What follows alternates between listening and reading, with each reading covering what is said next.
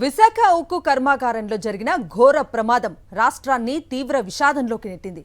1600 డిగ్రీలకు పైగా వేడి ఉన్న ఇనుప ద్రవం మధ్య ప్రాణాలను పణంగా పెట్టి పనిచేసే కార్మికుల జీవితాలు ఎంత ప్రమాదకర పరిస్థితుల్లో సాగుతున్నాయో ఈ ఘటన మరోసారి గుర్తు చేసింది. ఇలాంటి సమయంలో బాధిత కుటుంబాలకు అండగా నిలవాల్సిన అధికార పార్టీ నేతల వ్యవహార శైలి ఇప్పుడు తీవ్ర చర్చకు దారితీసింది. ఉప ముఖ్యమంత్రి పవన్ కళ్యాణ్, మంత్రి నారా లోకేష్ పరామర్శకు వెళ్లిన సందర్భంగా చేసిన వ్యాఖ్యలపై కార్మిక సంఘాలు తీవ్ర ఆగ్రహం వ్యక్తం చేస్తున్నాయి. కార్మిక సంఘాలు లేవనెత్తుతున్న ఈ ప్రశ్నలకు సమాధానాలు ఎవరు చెబుతారు? ప్రముఖ జర్నలిస్ట్ కొమ్మినేని శ్రీనివాసరావు కామెంట్ చూద్దాం. విశాఖ ఉక్కు కర్మాగారంలో జరిగిన విషాదం మాటలకు అందనిది. మామూలుగా వేడి నీళ్లు పడితేనే తట్టుకోలేం, అలాంటిది 1600 డిగ్రీల వేడి ఉన్న ఇనుప ద్రవం మీద పడితే అది ఎంత దారుణ పరిస్థితి అవుతుందో చెప్పనవసరం లేదు. అలాంటి వాతావరణంలో పనిచేయడమే కష్టం, ఇక ఇలాంటి ప్రమాదాలు జరిగితే ఇంకెంత కష్టం. ఈ ఘటనలో 9 మంది కార్మికులు మరణించడం అత్యంత విచారకరం. వారి కుటుంబ సభ్యులు పడే మనోవేదన ఇంతెంత కాదు. వారు అంత కష్టంలో ఉన్నప్పుడు రాజకీయ నేతలు వెళ్ళి ఓదార్చే యత్నం చేస్తారు. ఆ సమయంలో కార్మిక సంఘాల నేతలు వచ్చి తమ సమస్యలను వివరిస్తారు. వాటిని వినే ఓపిక పరామర్శకు వెళ్ళిన నేతలకు ఉండాలి. అధికారం ఉంది కదా అని ఏమైనా మాట్లాడవచ్చు అనుకుంటే అది పొరపాటు. ఉప ముఖ్యమంత్రి పవన్ కళ్యాణ్, కీలక మంత్రి లోకేష్లు కార్మికులను ఎంతవరకు ఓదార్చారో కానీ వారి మాటలు పుండు మీద కారం చల్లినట్లయిందని కార్మికులు మండిపడుతున్నారు. మాజీ ముఖ్యమంత్రి వైఎస్ఆర్ కాంగ్రెస్ అధినేత జగన్ విశాఖలో కార్మికుల కుటుంబాలను పరామర్శించిన తీరుకు లోకేష్, పవన్ కళ్యాణ్ల వ్యవహార సరళికి మధ్య ఉన్న అంతరాన్ని అంతా చర్చించుకుంటున్నారు. కూటమి నేతలు తమ అధికార దర్పాన్ని ప్రదర్శిస్తే జగన్ మాత్రం బాధితుల కుటుంబాలకు భరోసా ఇచ్చేలా మాట్లాడారన్న అభిప్రాయం వ్యక్తమైంది. ఇలాంటి ప్రమాద ఘటనలు జరిగినప్పుడు ముఖ్యమంత్రి స్థానంలో ఉన్న చంద్రబాబు నాయుడు బాధితుల వద్దకు వెళ్ళాలి, వారికి అవసరమైన భరోసా ఇచ్చి రావాలి. చంద్రబాబుకు ఇలాంటి ఘటనలు జరిగినప్పుడు ఎలా మసులుకోవాలో తెలుసు. అయినా ఆయన ఎందుకు విశాఖ వెళ్ళలేదో, కార్మికులను పరామర్శించలేదో తెలియదు. బహుశా తన తరఫున కీలక మంత్రిగా ఉన్న లోకేష్ వెళితే సరిపోతుందని అనుకున్నారేమో తెలియదు. లేదా గతంలో కార్మికులను ఉద్దేశించి తాను చేసిన కొన్ని వ్యాఖ్యలపై కార్మిక సంఘాలు నిలదీసే అవకాశం ఉందని అనుకున్నారేమో చెప్పలేం. మరోవైపు ఉప ముఖ్యమంత్రి పవన్ కళ్యాణ్ కూడా అక్కడికి వెళ్ళారు. సహజంగానే పవన్ కళ్యాణ్ కన్నా లోకేష్కే ఎల్లో మీడియా అధిక ప్రాధాన్యత ఇచ్చింది.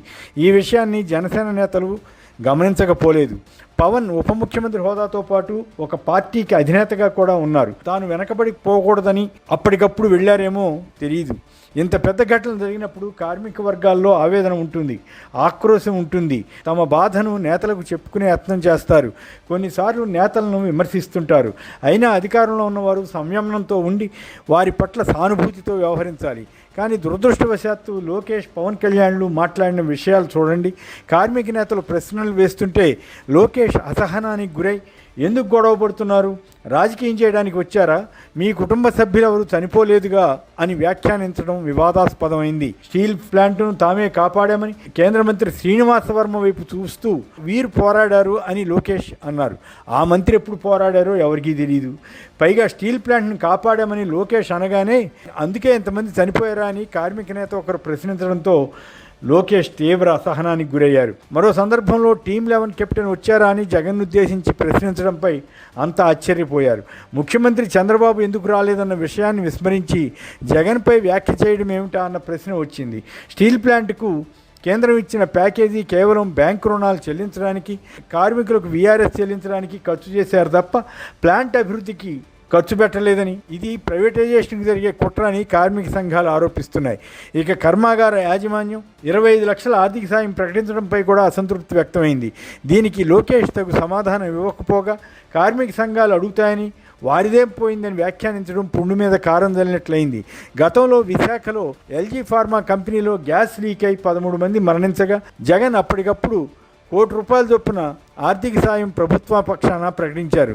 అప్పట్లో విపక్ష నేతగా ఉన్న చంద్రబాబు ₹1 ఇస్తే సరిపోతుందా అని ప్రశ్నించారు. కానీ ఇప్పుడేమో రాష్ట్ర ప్రభుత్వ పరంగా సాయమే ప్రకటించలేదు. ఒకవైపు రకరకాల పబ్లిసిటీ కార్యక్రమాలకు కోట్లు వెచ్చిస్తున్న ప్రభుత్వం విశాఖ ఉక్కులో ఇంత ఘోర ప్రమాదంలో మరణించిన కుటుంబాల వారికి సాయం చేయలేరా అన్న ప్రశ్న వచ్చింది.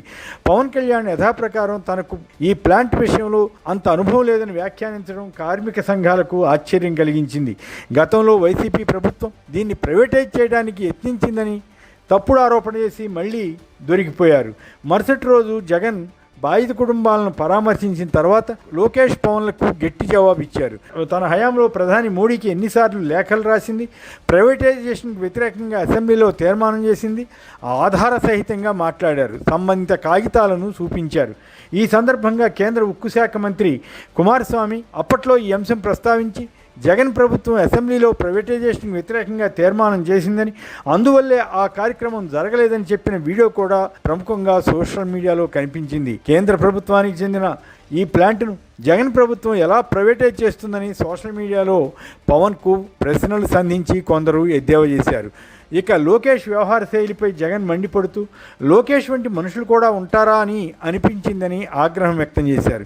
ఈ సందర్భంలో కార్మిక సంఘాలు అడిగిన సూటి ప్రశ్నలకు జవాబు ఇవ్వకుండా డొంకతిరుడుగా మాట్లాడుతూ ఎదురు సంఘాలపైనే లోకేష్ పవన్లు విమర్శలు చేయడం కూడా బాగోలేదు.